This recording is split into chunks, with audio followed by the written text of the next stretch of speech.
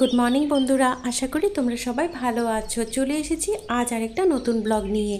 ए कदिन आमादेर एखाने अम्बुबाची मेला निये खूबई हुलस्थुल छिलो और आमिओ एई अम्बुबाची मेला निये व्यस्त छिलाम। तो सेगुलो भिडियो तोमादेर साथे शेयर करेछि। और आज बृहस्पतिवार भोरबेला अम्बुबाची तिथि छेड़े दिएছে और सेई साथे आमी सकाल सकाल स्नान टान करे सोजा चले एसेछि आमार एई ठाकुर घरे ठाकुरघर परिष्कार करते। तो ठाकुरघर परिष्कार करे आमार ठाकुर पुजो करा हये गेছে। और এই যে দেখো আমার মা কামাখ্যার মূর্তি আর সেই সাথে আমি পেয়ে গেছি অম্বুবাচী মেলার মায়ের সেই রক্তবস্ত্র, সেই মহাপ্রসাদ। এই মহাপ্রসাদ যার বাড়িতে থাকে তার বাড়িতে কোনো বাধা বিপদ অসুখ বিসুখ হয় না। মায়ের এই রক্তবস্ত্র পাওয়া খুবই ভাগ্যের ব্যাপার। তো যাই হোক আমি প্রত্যেক বছর কোনো না কোনোভাবে এই রক্তবস্ত্রটা পেয়ে যাই আর এটাকে আমি একটা কৌটাতে ভরে ঠাকুরের আসনে মা কামাখ্যার পাশে রেখে দিই। তো আজ যেহেতু বৃহস্পতিবার ছিল তো আজকে লক্ষ্মী পূজাও দিয়েছি প্রত্যেক বৃহস্পতিবারের মতো। তো তাই সকালবেলা উঠে একটু তাড়াতাড়ি পুজো করতে চলে এসেছি, না হলে এই ঠাকুরঘর পরিষ্কার করে ঠাকুরের আসনের কাপড় বদলিয়ে সব ঠাকুরকে স্নান করিয়ে পুজো দেওয়াটা অনেকটা সময় চলে যায়। তো যাই হোক এবার আমি পুজোটা শেষ করে চলে আসলাম রান্নাঘরে। আর আজ যেহেতু বৃহস্পতিবার তো সম্পূর্ণ নিরামিষভাবেই রান্না করছি। তো এদিকে একটু পটল ছিল খুবই সামান্য, তো শুধু আমার আর হাজব্যান্ডের জন্য এখানে একটু দই পটল করে নিচ্ছি। আর মেয়ে যেহেতু খাবে না এসব জিনিস তো ওর জন্য একটু বুটের ডাল করেছি। বুটের ডাল করলে ও বেশ পছন্দ করে খেতে আর কোনো সমস্যাও করে না, চুপচাপ খেয়ে নেয়। তো দেখো ওর জন্য এই বুটের ডালটা করেছি।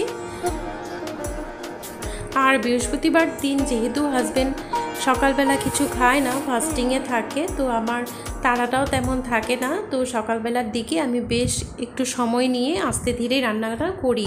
তো এদিকে ছোলার ডালটা প্রায় হয়ে গেছে আর এবার ভাজা করে নিচ্ছি আলু আর কাঁকরোল ছোট ছোট করে কেটে।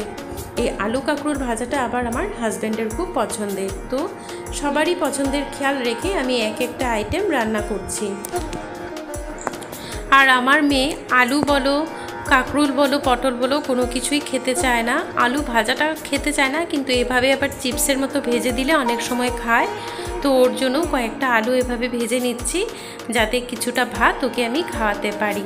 আর এদিকে হাজব্যান্ড ঢেঁকি শাক নিয়ে এসেছিল, তো সেই শাকটাই করে নিচ্ছি কারণ হাজব্যান্ড আর আমি দুজনেই কিন্তু ঢেঁকি শাক খেতে বেশ পছন্দ করি। তো যাই হোক এদিকে আমার রান্নাবান্না প্রায় মোটামুটি শেষ হয়ে এসেছে। আর আমি যেহেতু রান্নাঘরে ব্যস্ত ছিলাম তো এদিকে দেখো মেয়ে আমার আলমারি খুলে আমার সব নেল পলিশ এনে ও কি সুন্দর নিজের হাতে পায়ে লাগিয়ে নিচ্ছে। আর এখন দেখো ওকে স্নান করালাম, স্নান করে এসে বলছে যে ও ভাত খাবে না, আম খাচ্ছে। তো যখন যেটা খেতে চাই সেটাই দেই, কারণ এখন এত গরম পড়েছে যে জোর করে আমি কোনো কিছুই খাওয়া ওকে দেই না। আর এদিকে এখন ওকে ঘুম পাড়ানোর জন্য আমার তোড়জোড় চলছে। গুনো দিবে না তুমি? গুনো দিবে না কেন? আমি ডিস্টার্ব করি তোমাকে? আমি কখন ডিস্টার্ব করলাম?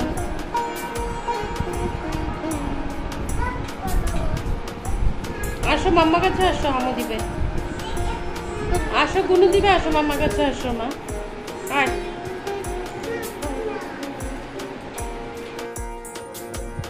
তো মেয়েকে অনেক কষ্ট করে ঘুম পাড়ালাম, কারণ ওকে ঘুম পাড়ালেই আমি ঘরের বাকি এক্সট্রা কিছু টুকটাক কাজগুলো করি।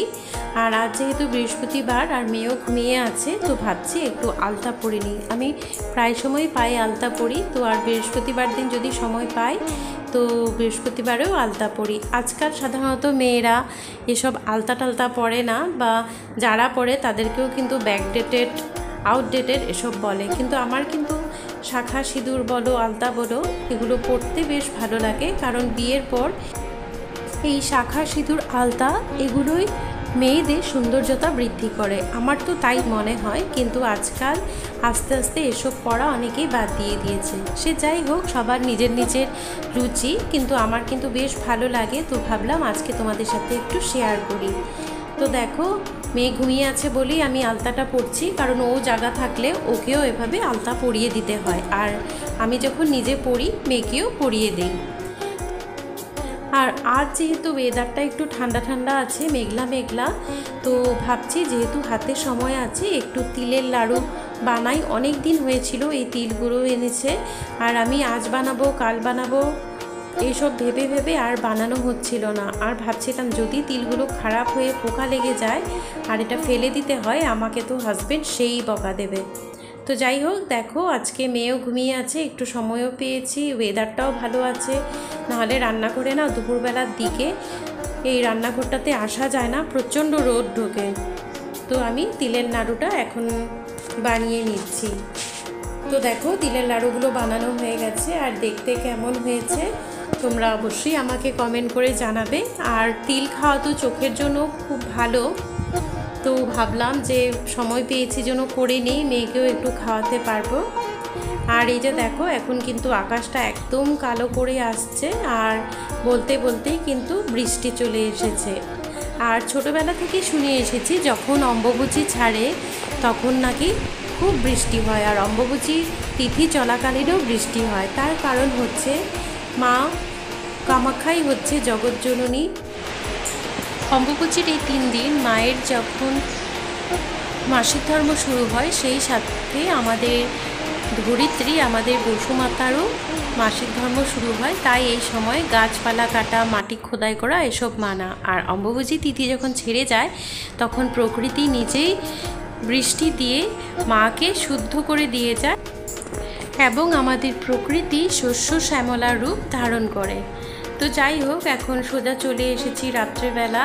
আর আজকে যেহেতু নিরামিষ, তো পনির রান্না করব। তো এদিকে ভাতও বসিয়ে দিয়েছি। আর মেয়ের যেহেতু একটাই রান্না ভালো লাগে, পনির বাটার মশলা, তো এখানে দেখো কাজু, পেঁয়াজ, টমেটো, আদা সব কিছু একসাথে ভেজে নিচ্ছি। ভালো করে একটু ভেজে নিয়ে তারপর এটাকে একটু ঠান্ডা করে তারপর পেস্ট করে নেব। তো এই রান্নাটা মেয়ে খেতে পছন্দ করে, আর আমার বানাতেও খুব একটা ঝামেলা লাগে না, একবারে ভেজে পেস্ট করে নিলেই রান্নাটা মোটামুটি হয়েই যায়। তো দেখো এটাকে একটু ঠান্ডা করে এবার পেস্ট করে নেব। আর পেস্ট করার পর একটু কসুরি মেথি দিয়ে তারপর একটু বাটার দিয়ে এই মশলাটাকে ভালো করে কষিয়ে দুধ দিয়ে তারপর নামিয়ে নিলাম।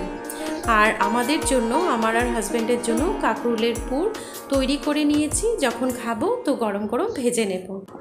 আজ ভিডিওটা এখানেই শেষ করি। আমার চ্যানেলে নতুন এসে থাকলে অবশ্যই আমার চ্যানেলটি সাবস্ক্রাইব করে পাশে থাকা বেল বাটনটি প্রেস করে দেবে।